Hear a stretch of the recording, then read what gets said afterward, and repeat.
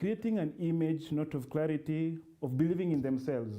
They want to believe in what people think they are, who people think they are, and therefore we are trying to impress and not to really show who we are by just trying to prove and not living our own lives. So faith makes it easier for us because in faith you believe in yourself. I believe in what I do, I believe in who I am. But when we come to seeking clarity, yes, it's a good thing, but many of us seek it in a way that we are trying to prove to the world that we can do it and all this, and then we lose the path along the way in doing so. So in that way, many of the youth, as I said, wants to be seen and be complimented by people, and not really them as complimenting themselves that this is who I am and this is what I am achieving as a person. Yeah. And Father, you've mentioned something very important, that a lot of young people, especially like you've said, recording everything on the online spaces, Instagram, TikTok, and you've said it's because most of them want to maybe get, I would like to say, approval from the world, or rather from the society. And that brings me to the next question. Then what is the difference between maybe being in that situation where maybe you have that fear, what will the society say about you? What's the difference between being in that state and also being maybe genuinely uncertain about your future? Yes, one thing first, even posting isn't a problem to post, but what is the reason behind it? Is it for purpose, maybe content creation, or is it for proof? Because many a times there are those who do content creation who just want to pass an information, but many a times, especially with the youth, we do it for proof. And that is why we get depressed when nobody likes. If you're passing information, even nobody likes, you don't care. But many a times you'll find this one is getting angry, and they can repost it many times. They post on their status, they post it on Twitter, on all the platforms, so that somebody can like and prove. But the uncertainty is not being sure of what the future holds for us. And that is happens to all of us. But then most of the time, or sometimes, we go to the point of getting stressed about it instead of living a day as it comes. Because the issue is also brings the issue of comparison. Because you say, the other day that whom I didn't even know about, Speed, whatever his name is, he came to Kenya and he say at born 95, he has achieved all these followers. So you want to say, I am 30, I have not done such a thing. Then your life becomes, what does the future hold for me? Instead of living every day as it comes. It's good to be uncertain, but to stress about it makes it now become a problem to you, to the society, and even your own self-mental health, because you say, if that person is 20 years and I'm 30, or is 5 years younger than me and he has achieved this, all of us are not the same. We are where we are, where God wanted us to be. And you only make it better by accepting it and living it perfectly the best way we can. And you've said something very important. It is normal to feel uncertain, right? Sure. Okay, so in that same thought, well, how does one having faith, how does it help you when you feel maybe uncertain or overwhelmed by the things that are going on in your life? How does faith help? I want to quote from the Bible, Hebrew chapter 11, verse 1. Now faith is the assurance of things hoped for, the conviction of things not seen. That is in the spiritual sense of the definition of faith. That is the assurance of things hoped for, the conviction of things not seen. That tomorrow the sun will rise. And when the sun rises, I am able to make something work again. I've been telling people, especially as we close the year and we begin the year, that I only have one solution, to remain alive. Because everything else you can achieve only when you're alive. If you're not alive, then even all the resolutions you have written this year might not work out. And therefore, faith in these uncertain times help us to be able to take out the fear. Because fear is an emotional feeling that I'm going to fail, I'm not going to make it. And uncertainty is from a point of lack of knowledge of surety. So when we have faith, then we know that these things have happened to people before us, and God can turn the tables if only we have faith and work towards it. Because also faith calls to action. It's not only enough to have faith. Yeah. You have faith, for example, that I'm going to pass exam. But what are you going to do towards it? Am I studying for it? Am I revising for it? And therefore, for the youth in such situations that you feel uncertain, it's a moment to go back to your spiritual part or spiritual dimension, to be able to read the scriptures in the places where people have lost faith. You see, it's normal.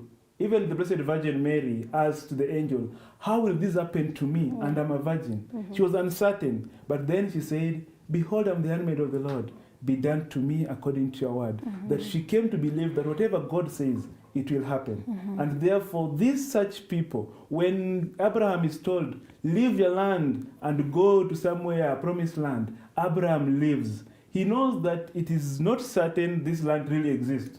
But then he goes and God answers to his prayers. This is the same way that we're also being told that at this moment, we look for examples in life, not only in the Bible, but there are people who we see in history, Abraham Lincoln, people who tried politics, failed and failed, but at the end of it, they made it. There's even one guy in Homa Bay County called Okwome. He's an MP now. He tried for 30 years before he was elected an MP at 80-something. And therefore, this gives us hope that I always say the word FAL, fail, means first attempt in life. You have actually not failed, you just attempted. And therefore, this should give you hope that even that which you did, you can still do it better and better and better. Okay, and further you've mentioned that one thing young people, or rather generally everyone, if they're feeling they're in doubt or uncertain, they should maybe first of all go back to the scriptures and read about people who are facing challenges and how they manage to, stay strong. Well, apart from going back to the scriptures, what else can people do? For me, another thing is keep on trying. Yeah. Because maybe you're starting up a business, and you saw the other day of the lady in Nakuru. She had lost hope and said, I'm going to close, somebody can buy. But she had faith, and that's why she opened the following day. Yeah. So keep on trying, taking risks, because also we young people fear taking risks. That I want to start a startup business, and will people come to it? Will people buy the idea? Try it out and let it sell itself. Because if you keep the idea with you, it will never come out. So apart from you having faith, but you also have people you can consult.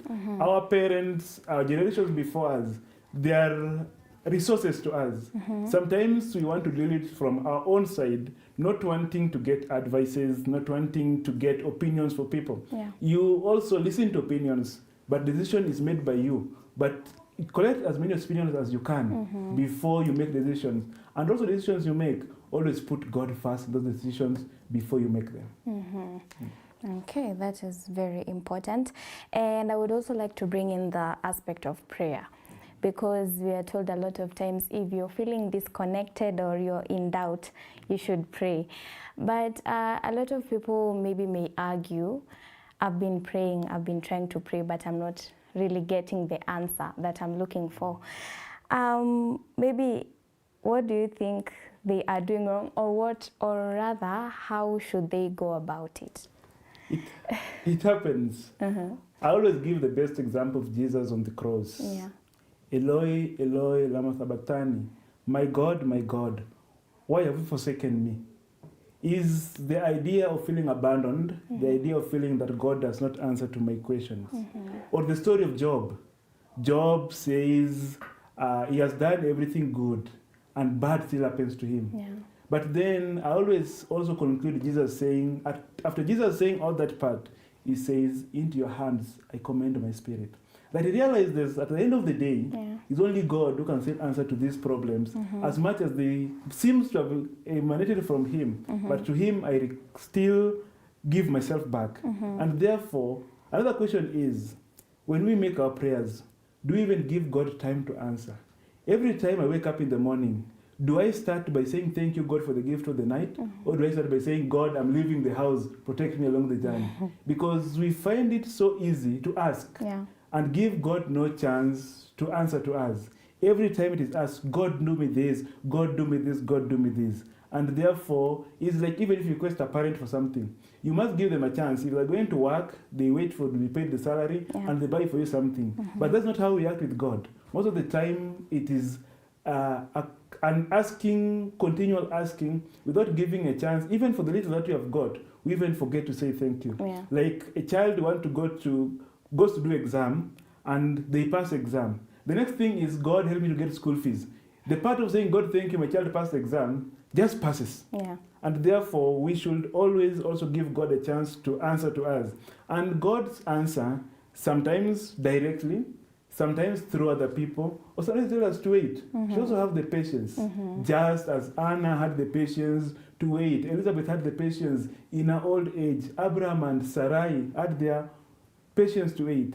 Are we also patient enough to listen to God? And that is why I also brought the issue of comparison, because many a times when you say so and so is, so even telling God, giving them the example of so and so, but do we have the time to be patient, to wait?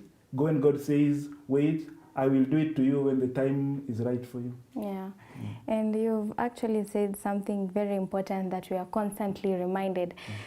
Every time we go to God when we have issues, or rather when we want to ask for something, but when it's time to be grateful, we forget. And then we'll remember when something else comes up and you're like, oh God, we are back. We need this and this. So it's very important that you've reminded our viewers about that.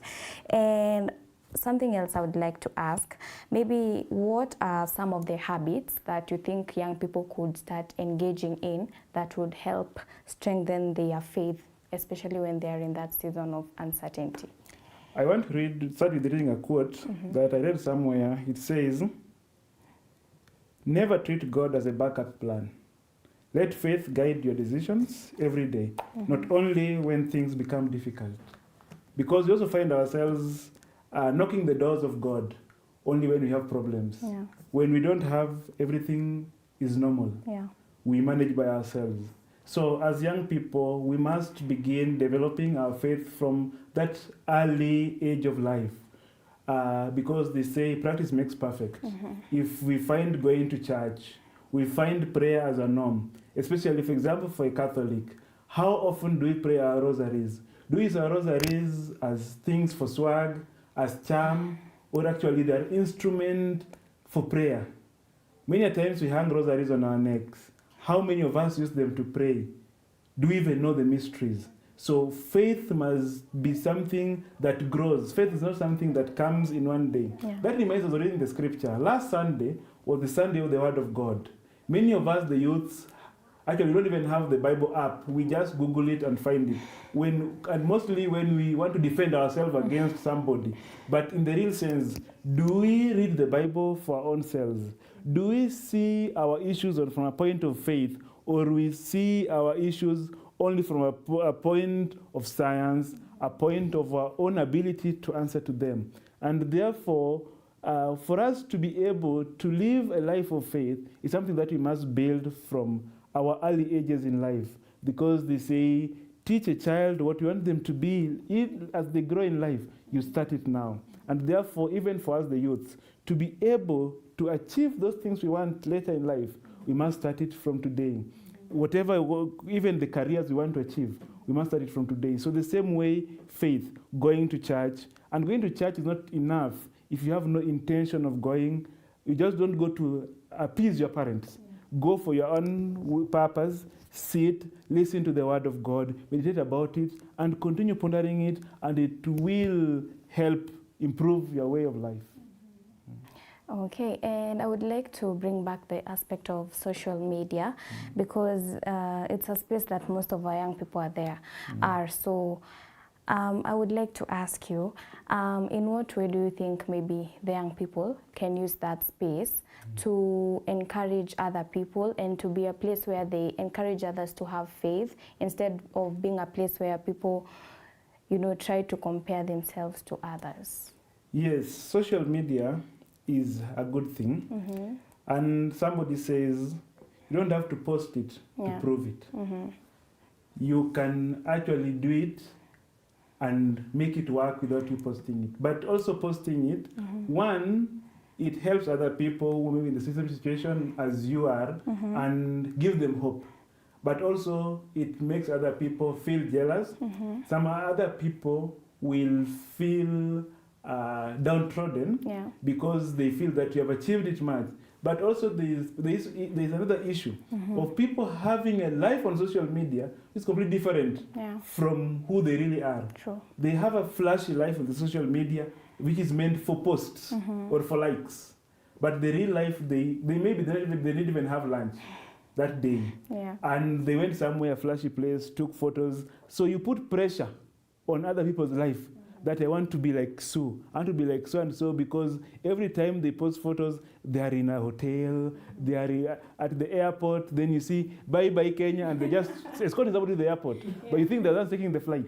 Kwaheri Kenya. So this life makes the other person say, so Sue has taken a flight, and I've never. So you're going to break your bank, yet you have a rent to pay. You don't know, Sue was just escorting somebody, and there they are.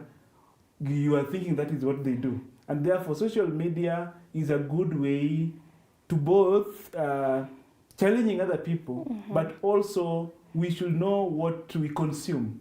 That yes, there are things out there, but also teaching about faith. Because other young people, we have seen spiritual material on social media. The songs, the talks, the motivational talks, and all these are also found in the social media. And therefore, social media depends on you as a person, what you consume and what you want to believe. Because if you want to believe everything, then you will have a very crazy lifestyle every day. There's a saying in where I come from which they say, live the life you can afford, not the life that you see.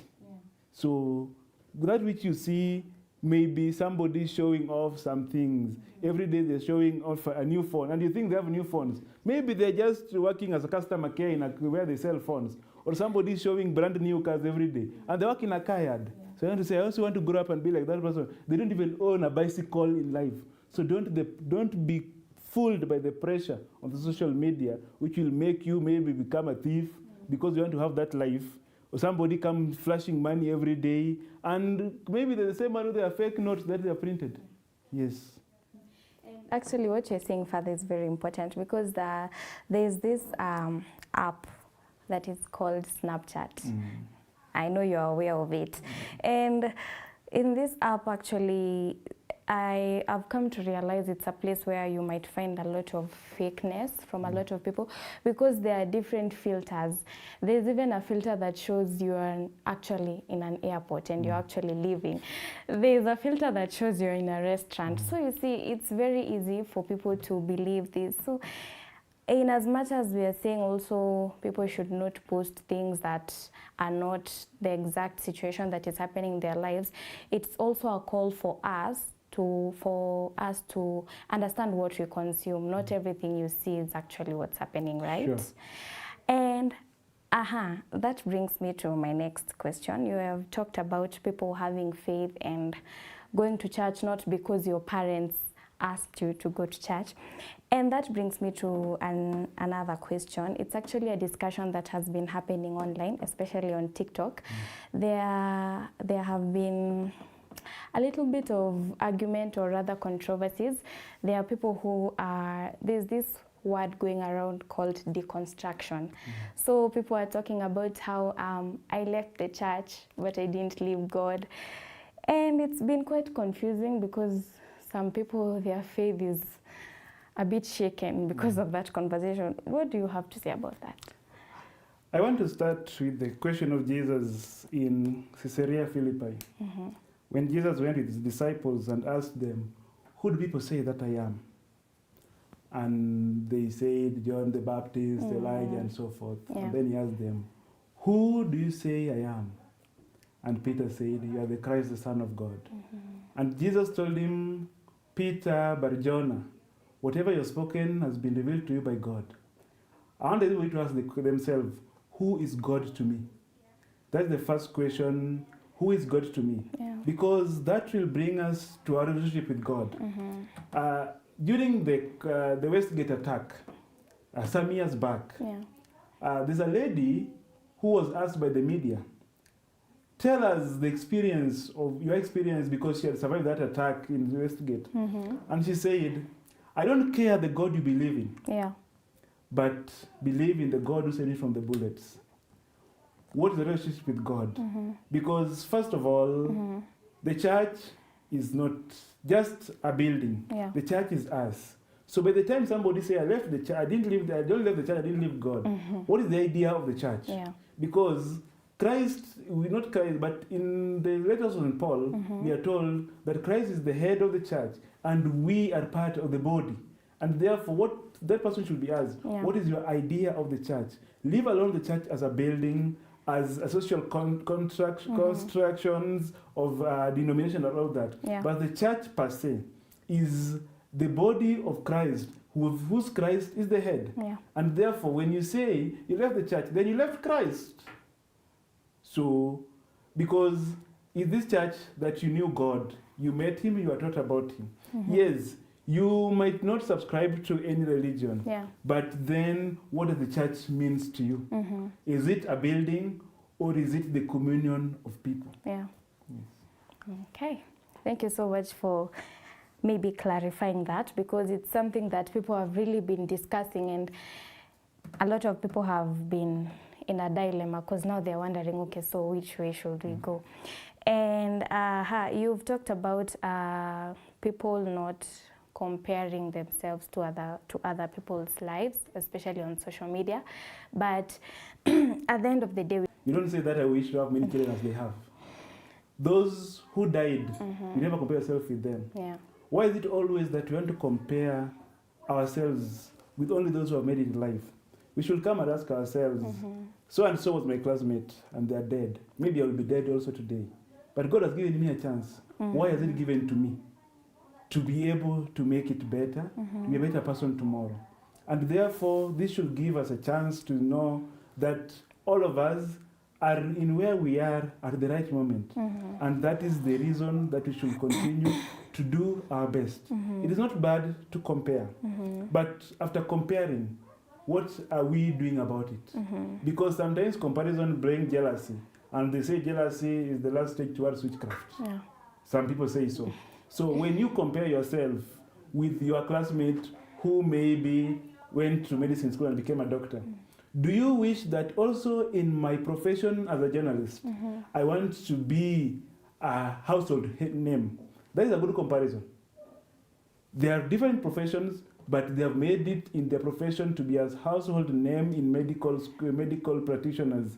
You as a journalist, you, even as a mechanic, do I repair vehicles that people will always look for me? That is a good comparison. But if you compare and end up just causing, I wish, it helps you in no way. And therefore, we should never reach to that point that we wish other people bad just because God has made them to be where they are, that we too, in different spectrums of life, we can also make it to be the best in what we do. You don't have to be them. We were born with different abilities. We were born with different intelligence. But that which God has given to me, because God does not give us everything. You find people are very intelligent, but are very dull. They cannot make jokes and all that. And for me, God has given me the ability to make fun or to be a humorous person. Can I use it and say, I also have something better than him or her? Why do we always see ourselves as negative? But this comparison should be all-rounded. Not only with those people who have achieved in life, but even those who are dead, knowing that I might have died. Or I might have been the other person who their parents didn't have money to take them to school. So that will make us to feel that there are people who didn't make it, there are those of us who are in the middle, and there are those of us who made it to the top. All of us, we need such things in the society. Because if all of us are on the top, then there are other, maybe some professions that will have nobody. Not all of us will be the same. That's why I even have exams in school. Because if they say everybody has passed, we will not need to study. And I think it all starts with people individually talking positivity into your own life. Yes. Before you start looking at what other people are doing or what someone has managed to do, look at even the small things that have happened into your life and be like, okay, I'm grateful for this and this. Sure, Yeah? and actually we should ask ourselves, who am I? Yeah. Because as St. Anselm said, unreflected life is not worth living. Do you always reflect about you, about yourself, as Father Stephen? Who am I? Leave alone what people define, because they say that many a times we have lived whatever people have said about us.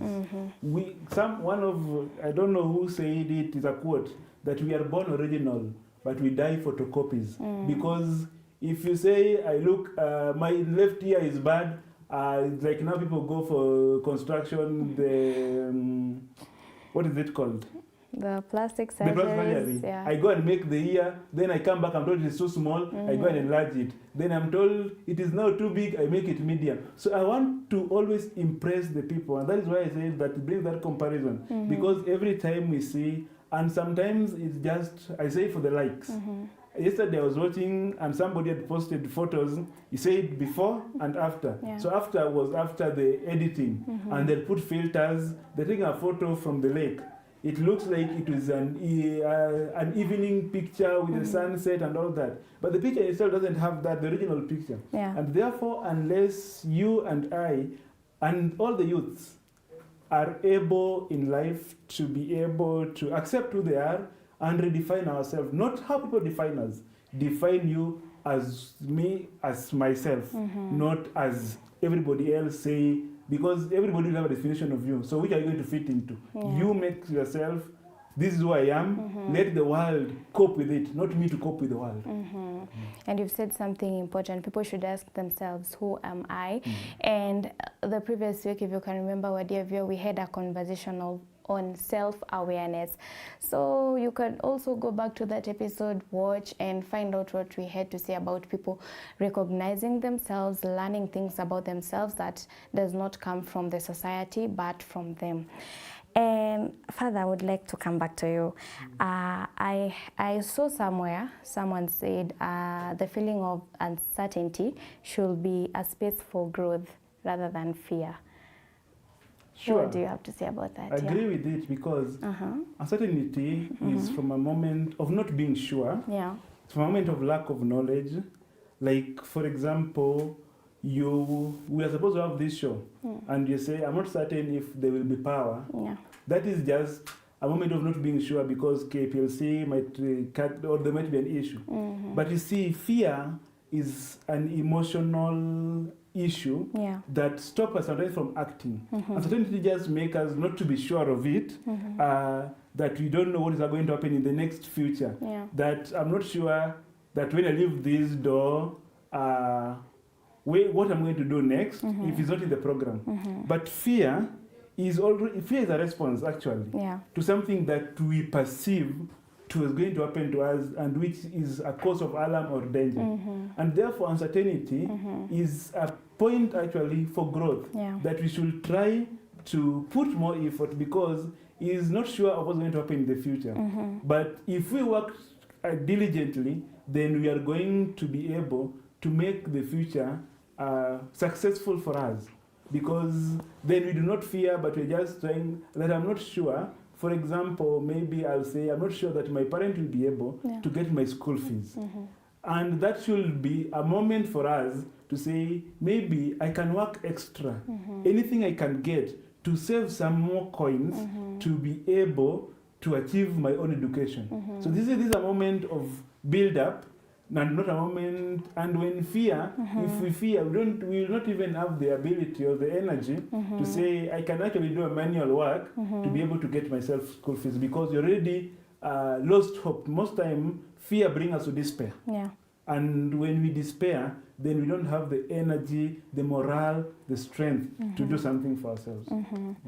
And okay, you've said fear brings despair to people. So I would like to ask, apart from maybe having despair and losing hope, what do you think are some of the other maybe negative impacts or negative results of one having fear? Other things that make people have fear, what results when people have fear is not wanting to try. Yeah. Because you already believe I am not going to make it. Like, for example, you come from a family that maybe because one reason or the other, people maybe not go beyond high school or that. Yeah. Then you have that fear that I am not going to make it because nobody has made it in our family. And therefore, you don't want to try. Yeah. But I want to tell you that you can't be the one who breaks that bond, that bondage, or that idea that you have in your mind that nobody has made it, I can't make it.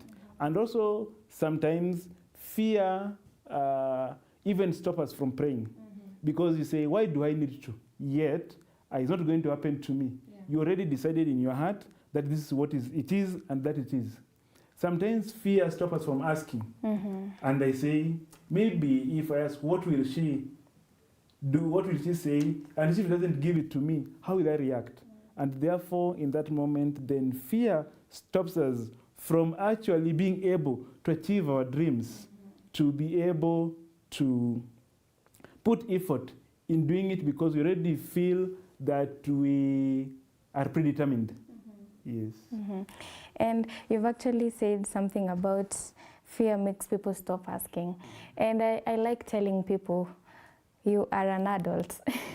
If you have an inquiry or a question about something, just ask. Sure. No one will beat you.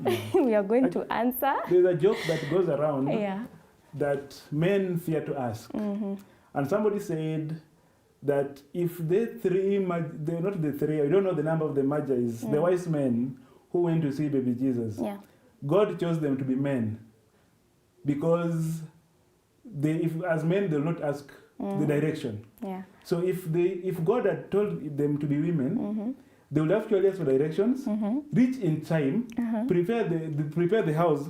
Jesus would not have been even born in a manger, and help to deliver the child, and they would not have had that drama, all of it. So God chose men because of their stubbornness. They don't ask anybody about the direction. So as you say, ask, wait to be responded to badly, and also sometimes those responses will make you work.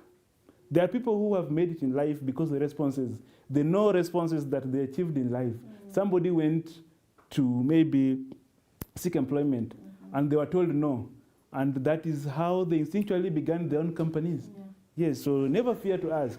Let be told no, and it will tell you that actually I can do this thing better than even them. Yeah, so after you're told no, do not give up. Try something else. Okay, and we've talked about how people on social media, we get to watch their lives.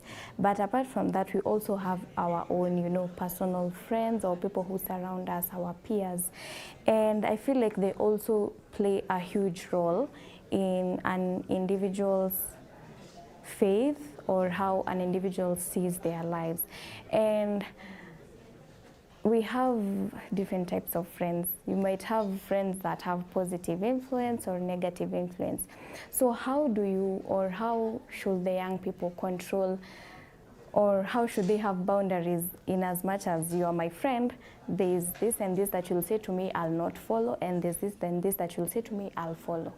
Somebody said that there's nothing in this world that cannot be used as an example. You can either be a good example or a good example of a bad example. So that you say, I don't want to be like them.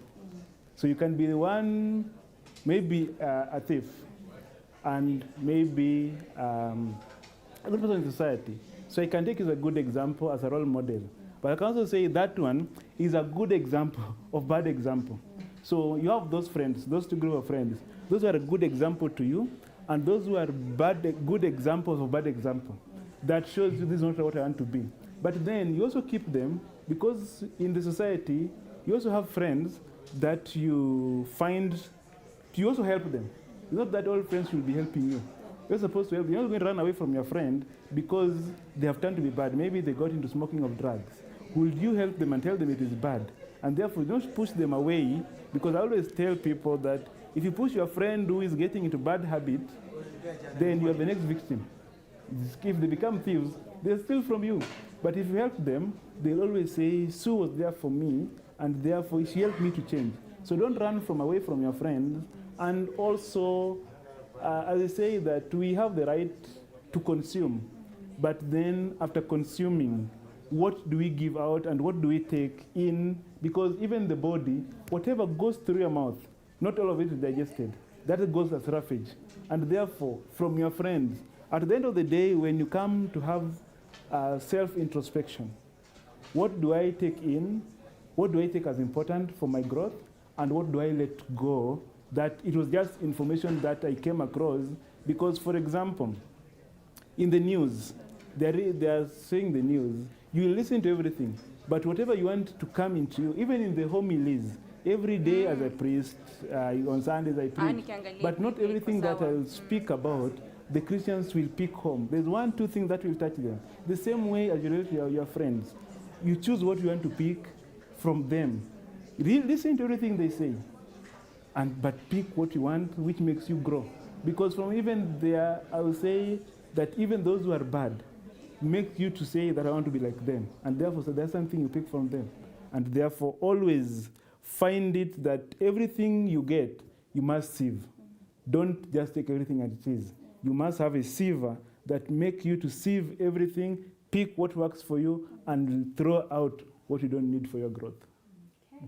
Thank you so much for that. And as we conclude, what message of encouragement do you have for a young person that is watching and maybe they're feeling uncertain or unclear about maybe what the future has in store for them? Anything you have to say to them? I want to say it from a quote that I also read as I was going through preparing for this topic.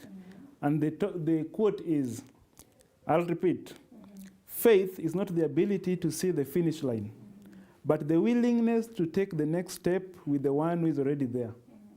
Faith is not the ability to see the finish line, but the willingness to take the next step with the one who is already there. That you're not the first person. Others have tried it and have succeeded. Never lose hope, never give up. Just know the more you try, you will make it. Okay. Thank you so much for that. And our dear viewer, maybe if we could read our feedback that we are getting. We have Gucho who says, hi, I'm watching the show and it is very educative. Thank you so much, Gucho, for following. We also have Jael Diana who says she's watching from Thika. Thank you so much, Jael. And finally, we have Teresia Rafa who says she's watching from Nairobi. Thank you so much, and thank you so much, our dear viewer, for all of you who have tuned into today's show.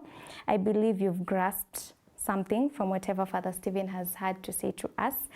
And Father, I know I've told you to maybe give a word of encouragement, but now your parting shot or any concluding statement that you have. I always tell the youth, it is now or never. They told us growing up that the youths are the leaders of tomorrow. Tomorrow is here and now. It is our time, both socially, politically, spiritually, in all dimensions of life. Our life and our time is now. There's no other tomorrow. And therefore, make it count now and today. Okay. Thank you so much for that. And just to echo what he has said, our time is now, today, not tomorrow. And also something he had said earlier, the word fail should mean first attempt in life. So if you're in doubt, if you've maybe tried something and it has not worked, do not give up, because like we said, it is walking by faith, not clarity. And that is all we've had for you here on the show, Formally Faith, whereby our topic of discussion was walking by faith, not clarity. Thank you so much for tuning in, our dear viewer. And maybe just a reminder on the breaking news that we have gotten today is that His Holiness Pope Leo XIV has named Right Reverend Dominic Kimengich, currently who is the Bishop of Eldoret, as the coadjutor Archbishop of the Catholic Archdiocese of Mombasa.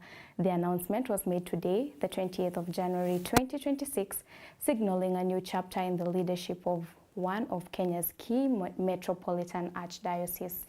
In his new role, Bishop Kimengich will support the Archbishop of Mombasa in the pastoral administration of the Archdiocese of Mombasa. The appointment is aimed at ensuring smooth leadership transmission and reinforcing the church's pastoral work along the coastal region. More details, like I said, will be brought to you in our subsequent 7 p.m. and 4 p.m. news bulletin. But as for me, Susan Bulemi, that was all on the Family Faith Show. Until next time, same place. Have a blessed week ahead.